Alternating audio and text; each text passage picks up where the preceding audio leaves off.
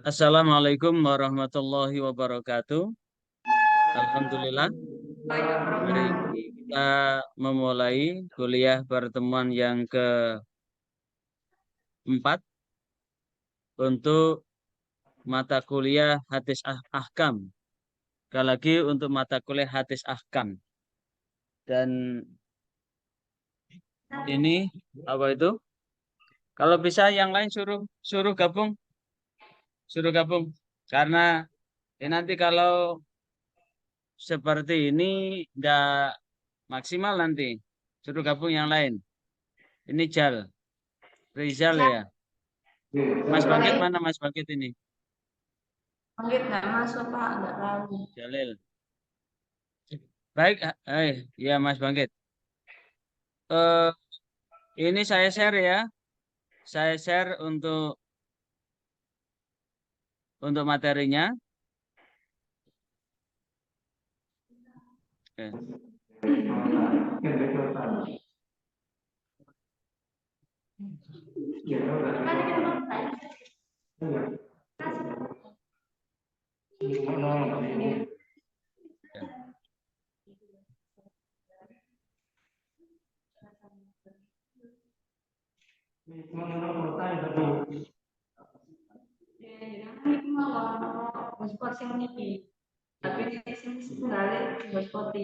Ya. Hari ini kita akan bahas capaian mata kuliah yang kelima dan keenam. Untuk capaian mata kuliah yang kelima adalah hadis tentang kewajiban zakat. Apalagi hadis tentang kewajiban zakat, macam-macam zakat, dan pendistribusian zakat. Di materi ini kita akan menggali beberapa informasi dan beberapa landasan. Yang pertama adalah hadis tentang kewajiban zakat. Saya ambil dari tafsir Ibnu Katsir karena sesungguhnya untuk tafsir Ibnu Katsir ini adalah tafsir Al-Quran bil Ma'thur. Sehingga mata kuliah kita tafsir ahkam dengan hadis ahkam ini ada irisan. Ada literasi, sumber literasi yang kita pakai. Dan ini saya ambil di tafsir Ibnu Katsir. Di sini hadisnya adalah amarallahu ta'ala, Allah subhanahu wa ta'ala memerintahkan Rasulahu sallallahu alaihi wasallam, Rasulnya Muhammad sallallahu alaihi wasallam bi'ayyakhuda untuk mengambil min amwalihim dari sebagian harta mereka sodakotan, zakatnya, tutohiruhum untuk membersihkan mereka, watu zakihim dan mensucikan mereka biha dengan zakat itu. Wahada amun dan ini adalah sudah umum. Wa in a'ada ba'duhum ad-dhamira fi amwalihim dan jikalau mereka itu sebagian di antara mereka mengembalikan harta mereka yang setelah nampak dari harta itu ilal ladina iqtarafu kepada orang-orang yang i'tarafu yang mereka sudah mengetahui bidunubihim dengan dosa mereka wa kholatu dan mereka bercampur amalan-amal solihan yang baik wa akhara sayyi'an dan sebagian juga beramal yang buruk. Maka ini dikandung maksud bahwa ketika harta itu dikeluarkan zakatnya, maka zakat itu membersihkan zakat itu sekaligus mensucikan. Barangkali di antara zakat itu ada kotoran, maka ini zakat itu adalah ibarat air mengalir atau air mengalir, kemudian aliran itu maka ada buih. Buih itulah yang merupakan kotoran dari zakat, kotoran dari harta, dan itu harus dikeluarkan. Sekali lagi, harta yang dikeluarkan zakatnya itu adalah kotoran dari harta kita itu. Kalau kotoran harta itu kita makan, maka ini akan jadi masalah di kemudian hari. Bukan hanya masalah di dunia, tapi juga masalah di akhirat. Masalah di dunia, maka keberkahan dari harta yang dimiliki itu dicabut oleh Allah. Belum lagi masalah yang ada di akhirat. Ancaman bagi orang-orang yang enggan membayar zakat, maka ini sangat tegas. Maka di dalam satu riwayat, orang-orang yang enggan mengeluarkan zakatnya, maka zakat itu akan menjadi ular dan ular itu akan melilit. Ini bisa dilihat di dalam surah Toha. Ma'isyatan dongka, mereka yang tidak patuh terhadap apa yang Allah perintahkan, itu kehidupan akan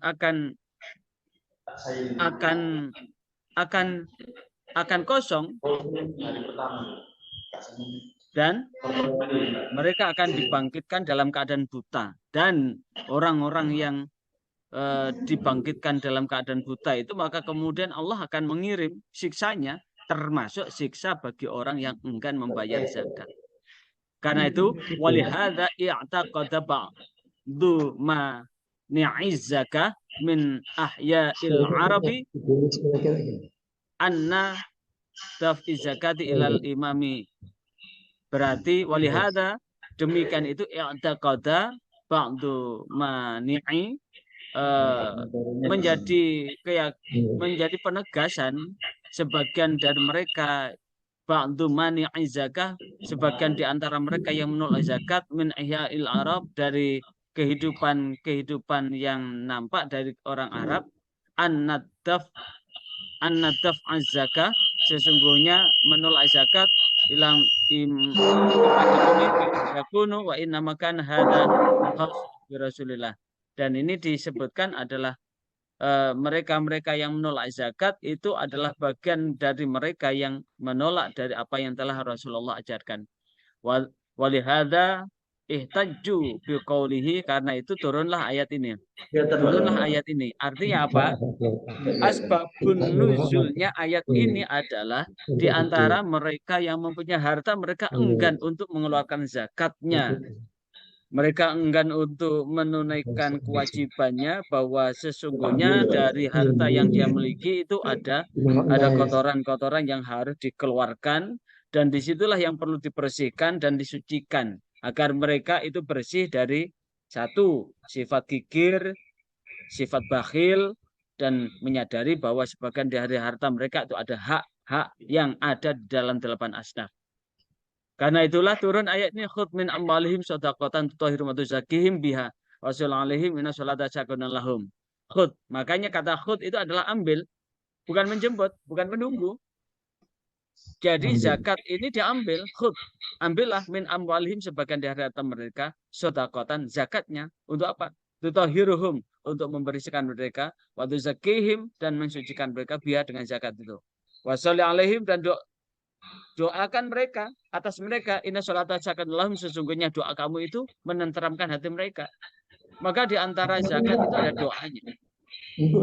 Makanya wa qad radda alaihim hadza ta'wil al-fahm al-fasid as-siddiq, dan ini pada saat Khalifah Abu Bakar itu sebagian di antara mereka itu menolak zakat itu. Makanya kemudian langkah awal yang dilakukan oleh Abu Bakar bersama seluruh sahabat itu adalah memerangi mereka yang enggan membayar zakat. Wa qatiluhum, dan mereka diperangi, hatta addu zakah, hingga mereka menunaikan zakatnya ilal khalifah, untuk diserahkan ke khalifah. Kama kanu yu'addunaha ila Rasulillah, seperti mereka itu telah membayarkan zakat kepada Rasulullah SAW.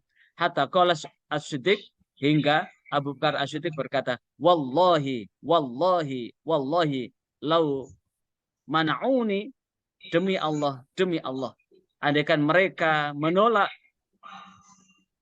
apa? Untuk menolak zakat kepadaku, iklan dengan nyata, maka ini adalah kemudian, maka sungguh dia telah menolak ajaran Rasulullah SAW. Maka la'uqatilannahum ala man'ihi, maka sungguh aku perangi mereka atas penolakan mereka untuk membayar zakat. Dan inilah yang kemudian langkah awal yang dilakukan oleh Khalifah Abu Bakar. Khalifah itu adalah pengganti Rasulullah. Khalifah Rasulullah pengganti Rasulullah, yaitu yang melanjutkan kepemimpinan, yaitu Abu Bakar. Maka langkah awal adalah Abu Bakar ini memerangi mereka yang enggan membayar zakat.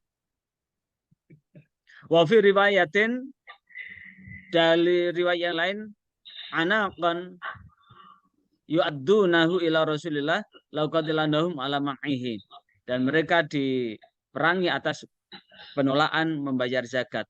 Kemudian dilanjutkan dari firman Allah yang lain, atau ayat 103, wasalli alaihim, doakan atas mereka, doakan, ud'u lahum, doakan lahum bagi mereka yang telah membayar zakat, wastaghfir lahum, dan mintakan ampun buat orang yang membayar zakat.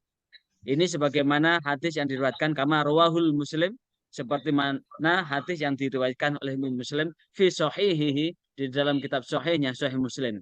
An Abdullah bin Abi Auf qala kana Rasulullah sallallahu alaihi wasallam, bahwasanya Rasulullah sallallahu alaihi wasallam idza utiya bi shadaqah, ketika didapati sedekah atau zakat kaumin, zakatnya kaum, shalla alaihim, maka Rasulullah sallallahu alaihi wasallam mendoakan mereka.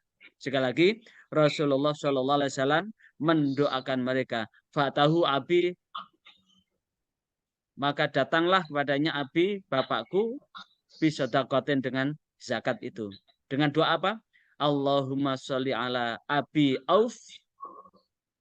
Maka Rasulullah mendoakan, Allahumma ya Allah, sholli, berikan rahmat, ala ali Abi Auf, kepada keluarga Abi Auf. Sekali lagi, Rasulullah mendoakan kepada keluarga Abi Auf yang telah menunaikan zakat itu. Wa fil haditsil akhar, dari hadis yang lain, anna imro'atan, sesungguhnya bahwasanya seorang perempuan, qalat, berkata, ya Rasulullah, hai Rasulullah, sholli alaihi, doakan padaku, wa ala zauji, dan pada suamiku. Faqala, maka berdoalah Rasulullah sallallahu alaihi, mudah-mudahan Allah memberikan rahmat kepadamu, wa ala zaujika, dan rahmat kepada suamimu. Artinya apa? Wasolli alaihim, ketika orang telah membayar zakat, maka Rasulullah itu mendoakan mereka, maka amil zakat, orang yang menerima zakat itu doakan. Ada doa ketika sedang menerima zakat. Kemudian di dalam Fiqhus Sunnah juz 1 halaman 327, saya kutip dari sana, warawal jamaah, ini berarti hadis ini mutawatir. Warawal jamaah, yang meriwayatkan hadis ini banyak sekali.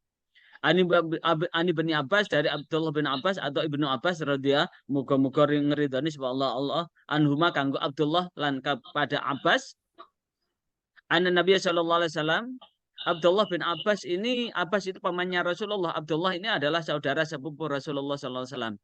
Anna Nabi sallallahu alaihi wasallam, bahwasanya Nabi sallallahu alaihi wasallam lama 5 ba'atha Mu'adzan, Mu'adz bin Jabal, tatkala Rasulullah mengutus Mu'adz bin Jabal radhiyallahu an ilal Yaman, ke Yaman, qala, maka Rasulullah bertanya kepada Mu'adz bin Jabal, innaka ta'ti qauman, sesungguhnya engkau mendatangi seorang kaum ahlul kitab, yaitu ahlul kitab. Siapakah ahlul kitab? Ahlul kitab Zabur, ahlul kitab Taurat, ahlul kitab Injil. Itu disebut dengan ahlul kitab. Fad'uhum, maka dakwahkan atas mereka, ila syahadah, untuk bersyahadat alla ilaha illallah, bahwasanya tidak ada Tuhan yang berhak disembah kecuali Allah, wa anni, dan sesungguhnya aku Rasulullah sallallahu alaihi wasallam, utusan Allah. Fa inhum ata'u lidzalika, dan sesungguhnya bila mereka telah taat dengan demikian,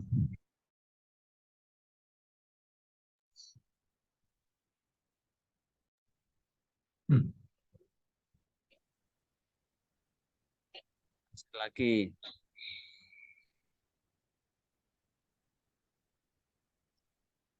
maka fa'limhum. Apa itu fa'limhum?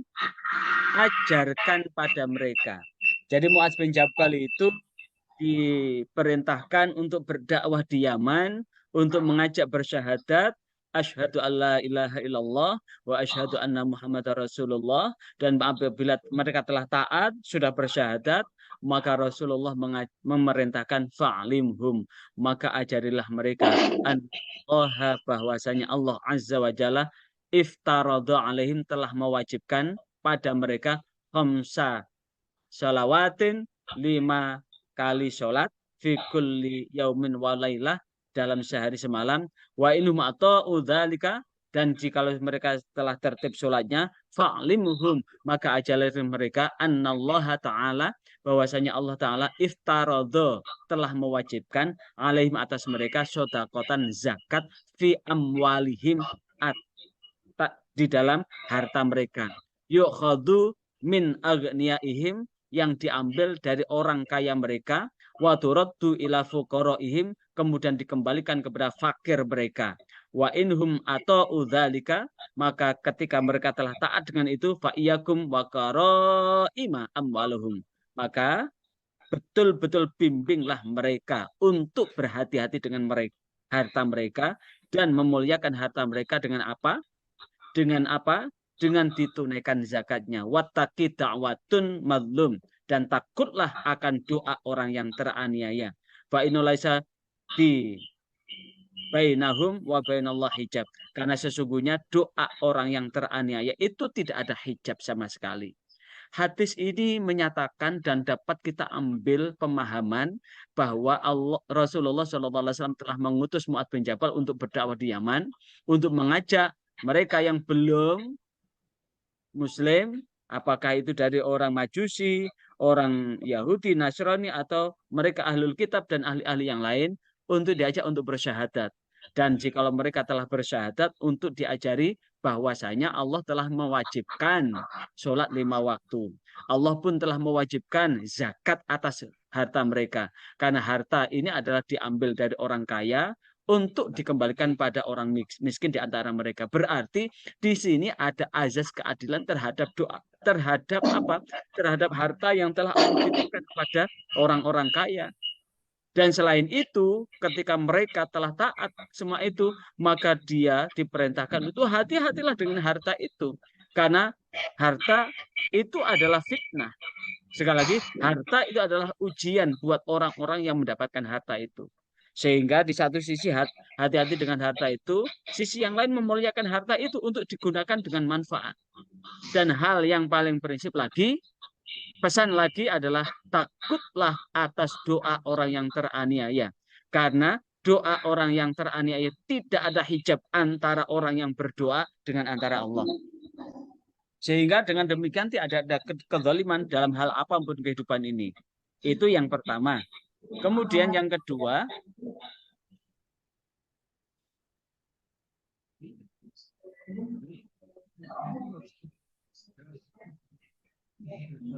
dalam hadis yang diriwayatkan Imam Tabrani di dalam kitab As-Syad dan kitab As-Saghir, an Ali karamallahu wajhah, dari Ali yang wajahnya dimuliakan oleh Allah, anna Nabi sallallahu alaihi wasallam, bahwasanya Nabi sallallahu alaihi wasallam qala, bersabda, innallaha, sesungguhnya Allah, farada ala aghniya'il muslimin, telah mewajibkan atas orang kayanya muslim, fi amwalihim, dari harta, dalam harta mereka, biqadri, dengan ukuran alladzi yasa'a, untuk dilapangkan fuqara'ahum, atas fakir mereka, walai yajhad, dan tidak ada apa itu kemampuan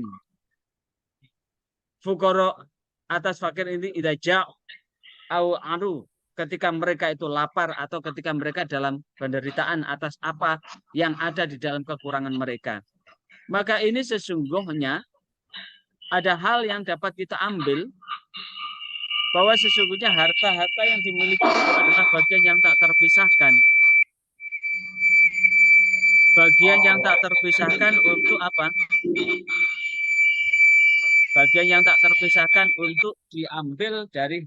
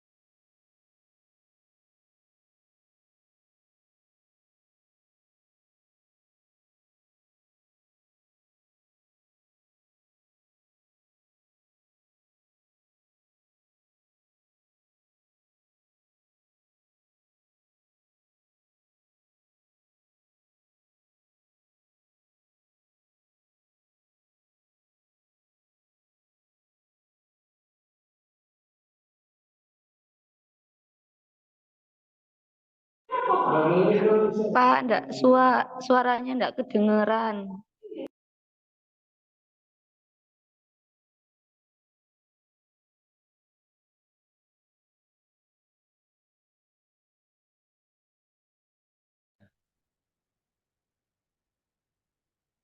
Ya, maaf, Mbak. Oh, enggak kedengeran tadi. Iya, tadi ke-mute. Ya, ke-mute gara-gara gelap tadi. Oke, saya ulang kalau gitu dari ini.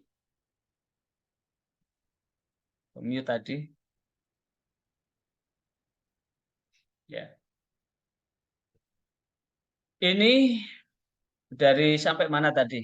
Tujuan dan manfaat zakat. Tujuan manfaat zakat ini adalah dalam rangka mengangkat derajat fakir miskin, membantu keluar dari kesulitan. Tadi kan disebutkan ini bahwa ini inna faradha ala aghnia, sesungguhnya Allah mewajibkan, innallaha faradha, sesungguhnya Allah mewajibkan ala aghnia il muslimin, dari orang-orang kaya muslim, fi amwalihim, atas harta yang mereka miliki, biqadri, dengan ukuran yang telah ditentukan, alladzi yasa'al fuqara, yang akan diratakan, dibagikan kepada fakir miskin mereka. Sehingga dengan harta itu wala yajhad lil fuqara idza ja'u au aru. Sehingga fakir miskin itu, fuqara, para fakir miskin itu tidak sampai kelaparan atau tidak terbelit dalam kesulitan gitu.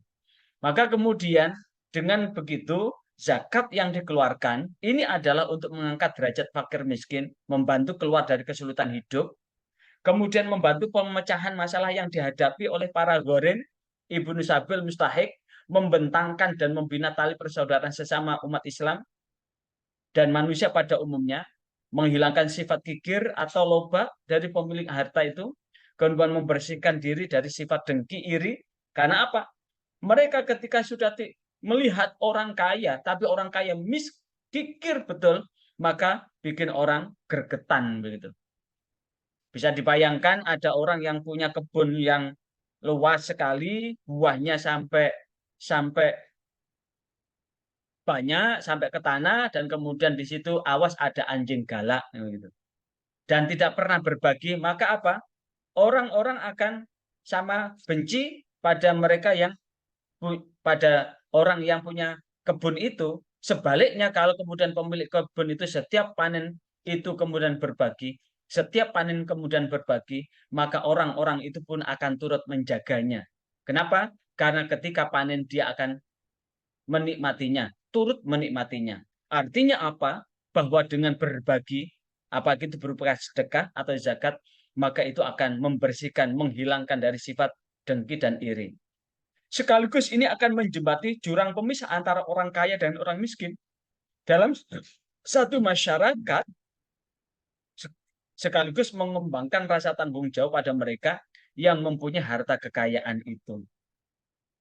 Sekaligus mendidik manusia untuk disiplin menunaikan kewajiban, serta menyerahkan hak orang lain padanya.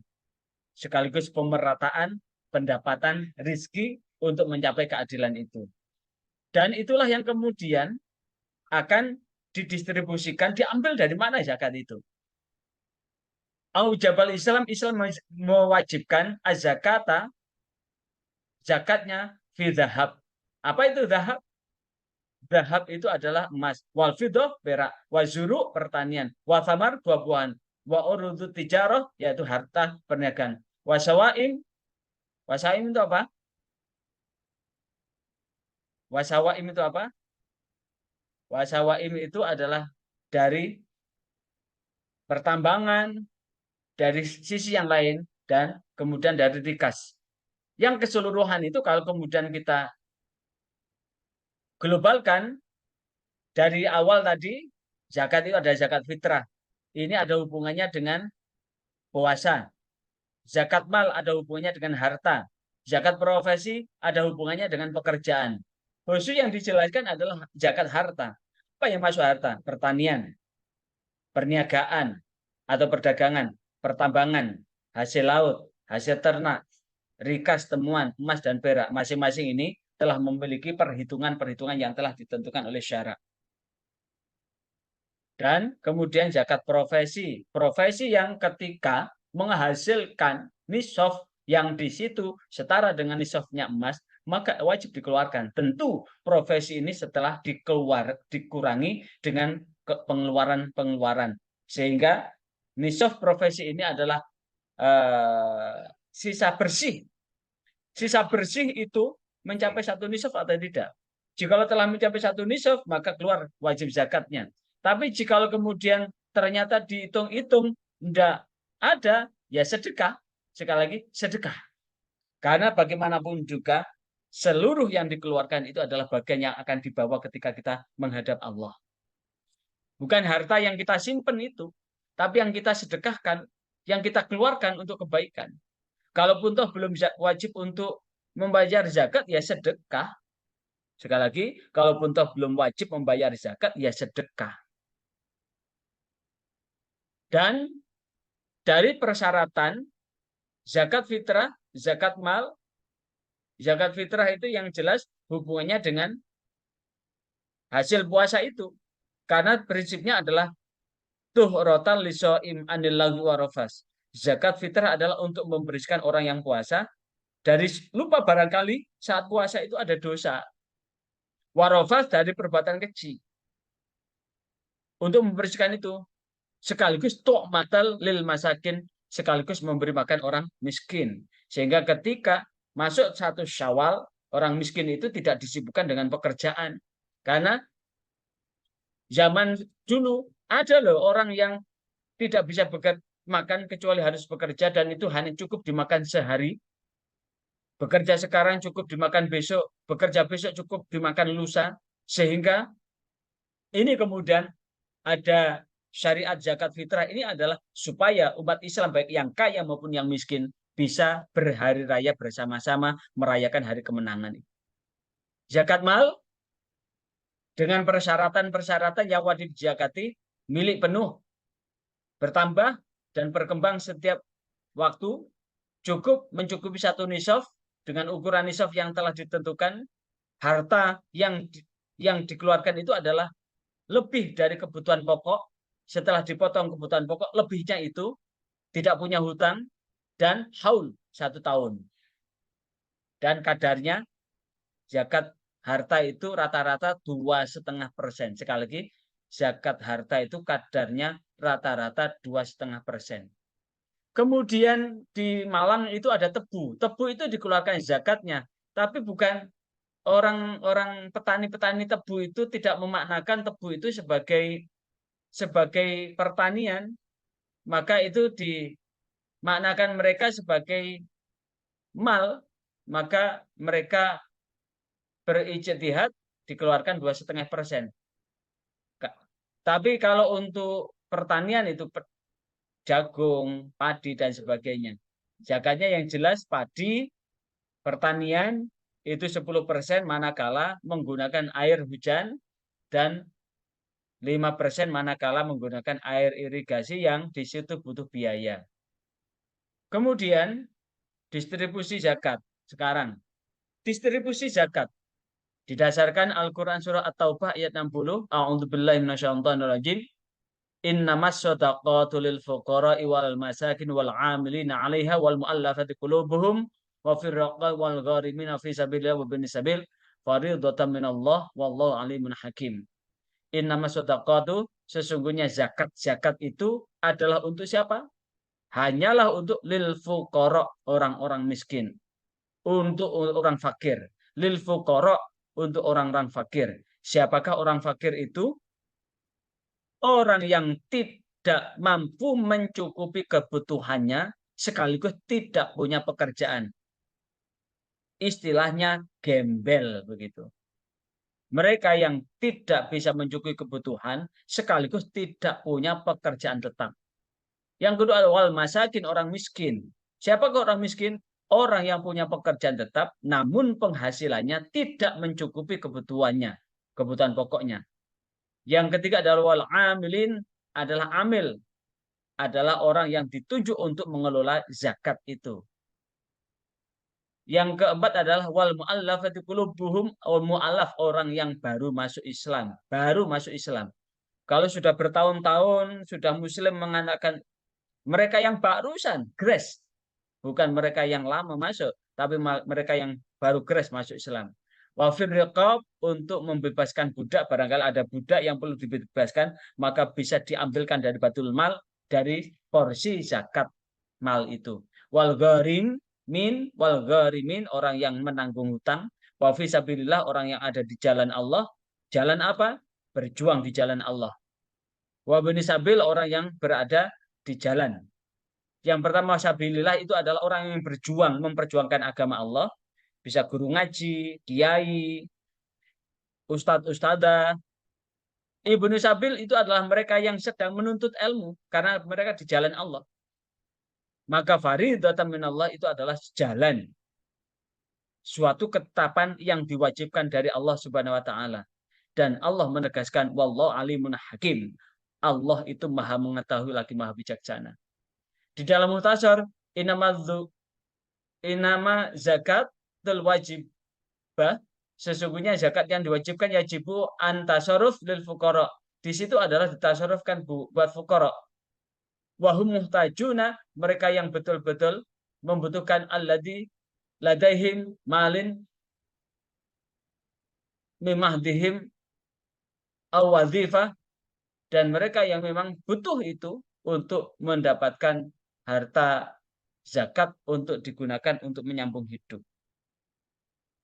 Sehingga dengan demikian dapat didiagramkan, dapat dipetakan seperti ini, bahwa distribusi yang disebutkan tadi, yang pertama adalah fakir. Siapa orang fakir itu?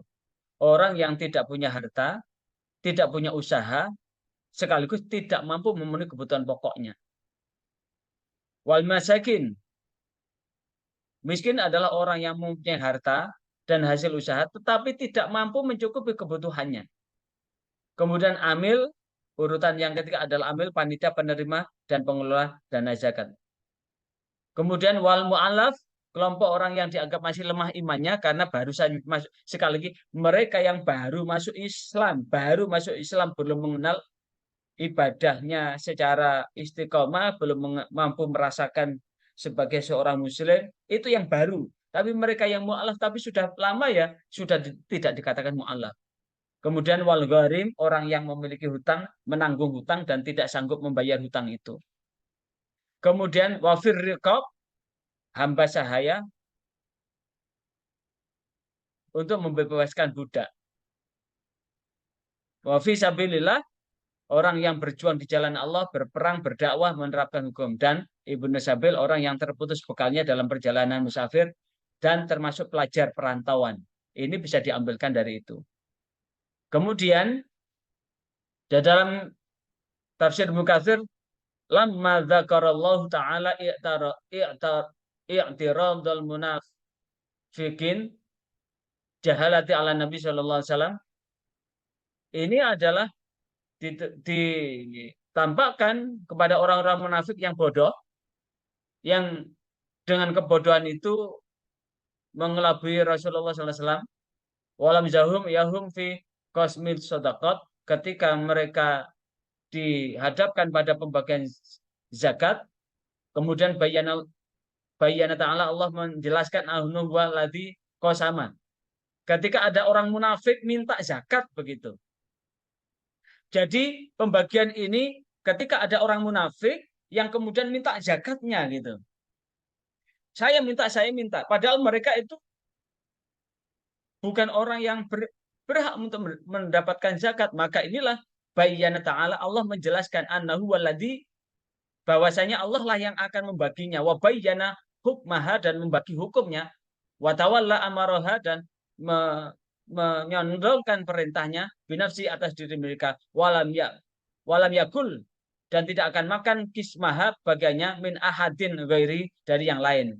Fajazaha liha ulai madzurin, dan ini sebagaimana yang telah disebutkan di inama shadaqatul fuqara dan seterusnya itu. Inilah yang kemudian ayat ini sengaja Allah turunkan untuk memperjelas bahwa zakat itu untuk siapa gitu. Dan itu disebutkan di dalam hadis an Ziyad bin Nu'aim an Ziyad bin Haris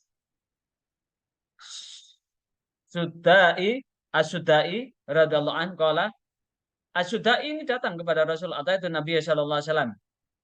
Aku datang kepada Nabi. Fabayatu. Aku berbaiat kepada Nabi. Fa'ata rajulun. Maka datanglah seorang laki-laki. Faqala a'tini.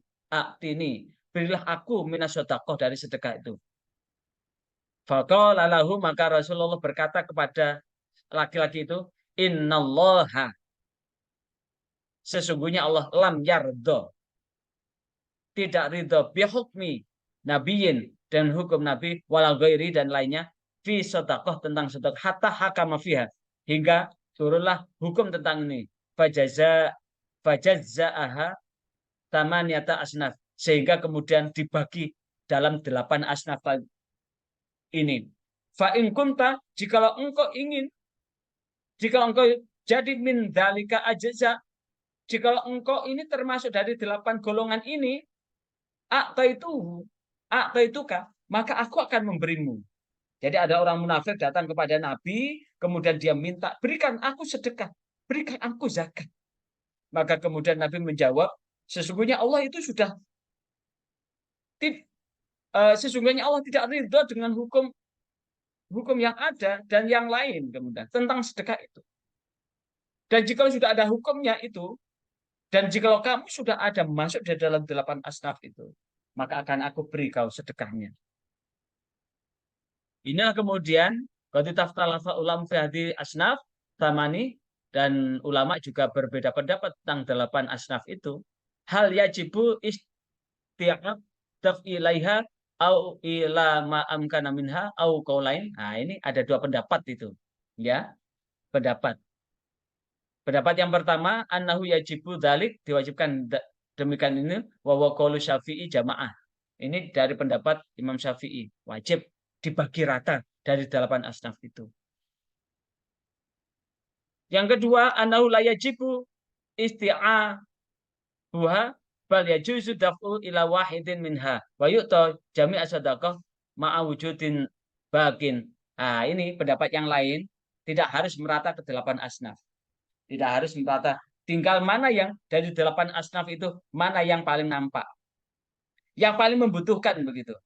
Fakir, miskin, mu'alaf, amil, gharim, rikab, sabilillah, ibnu sabil. Mana di antara 8 asnaf itu yang ada. Tapi untuk Syafi'iyah dibagi rata. Wajib 8 itu dapat semua. Ini yang dapat saya antarkan untuk pengantar diskusi kita. Silahkan barangkali. Pak Suparjo, ada yang ditanyakan? Pak Parjo? Pak Parjo, halo? Saya kira ini dari perjumpaan kita. Mari kita tutup dengan kafaratul majid. Subhanakallahumma bihamdika asyhadu an la ilaha illa anta astaghfiruka wa atubu ilaik. Wallahul muwaffiq ila aqwamit thoriq. Wassalamualaikum warahmatullahi wabarakatuh.